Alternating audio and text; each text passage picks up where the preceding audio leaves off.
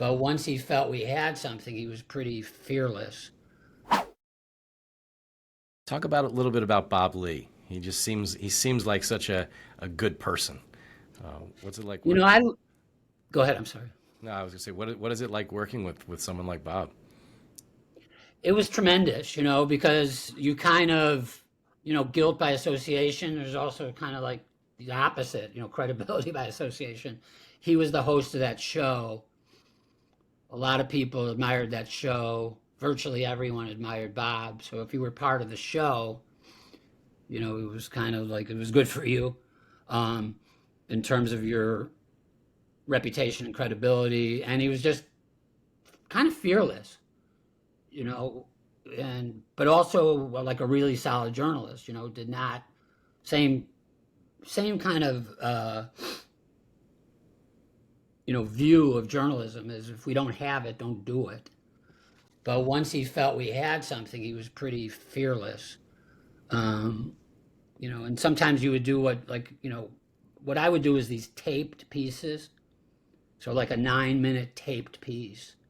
And then after the piece ran on Outside the Line, sometimes they would do what's called a talk back, where you would go on TV live remotely with Bob for like 3 or 4 minutes and talk about the piece.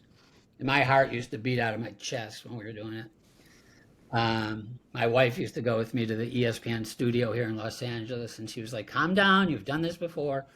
But sometimes, if he really thought it was a great piece, he would say so, and that would stay with you for a long time. So, wonderful guy, and I miss being a reporter every day, pretty much, and I definitely miss working with Bob.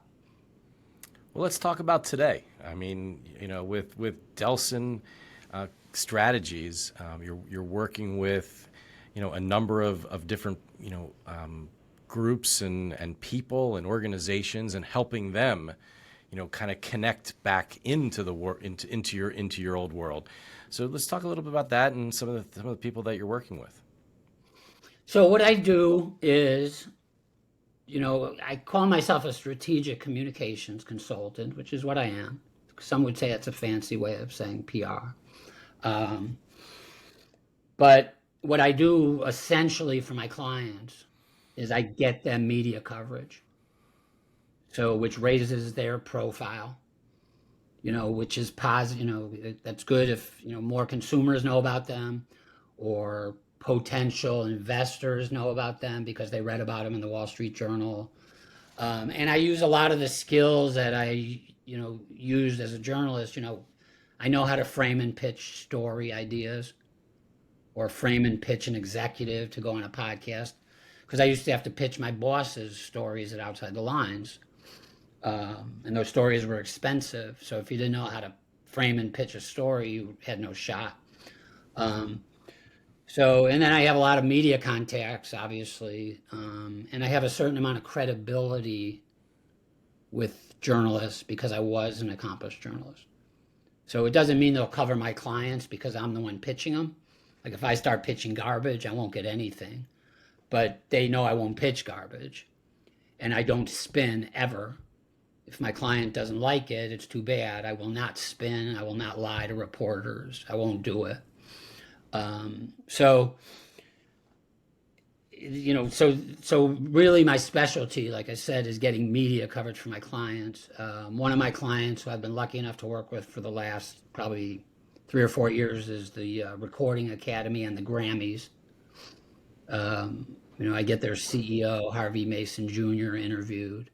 And he's actually a former athlete. He played on a Final Four team at Arizona with Steve Kerr. Um, and then I work with the college sports company, Adam Brenneman. I think you know Adam. Yeah. Um, Typically about 60% of my client list, maybe 70, is in sports. I work with the Knight Commission on Intercollegiate Athletics. They're a college sports reform group that's been around for a long time. Um, so yeah, I try to pride myself on being able to work in any industry that my client is in, by using my research skills to figure out what are the key issues in that industry, who are the good reporters, What are they covering? What can my client, meaning usually the CEO, what can they talk about? You know, what's in their wheelhouse in terms of their expertise. So yeah, I do miss being a reporter, but I like what I'm doing now too. So when you look at today's sports media landscape, especially from a business perspective, right? You know, one of the big things here at 76 Capital, we've been, talking about and really, letting people know that sports is an asset class and that there's opportunities to really grow a business in the world of sports. And what we've really seen also is just the number of sports business outlets continue to grow, and even to the point of where now, CNBC is covering sports like any other industry. That must be really exciting for you and for your clients. Yeah, it's great. And not only are there more outlets covering sports business, there's ones that have been around for a while that are continuing to improve, like Front Office Sports, for instance. You know, it was always good, but right now I think it's particularly good. Sports Business Journal is particularly good. You know, Sportico does a lot of great work. Um, the Athletic, will cover sports business now. So yeah, pretty much everyone is recognized. And the thing about, I think, why there's, I think readers or viewers find sports business interesting. It's not just that it's a big business, but people are, it must be. Otherwise, you wouldn't have all these people covering it. If nobody was reading or watching, then it would go the opposite way. There would be less media covering sports business. So there must be people reading and watching. So yeah, there's been an explosion of that, and some really great reporters. I've always said some of the best reporters are on the sports side.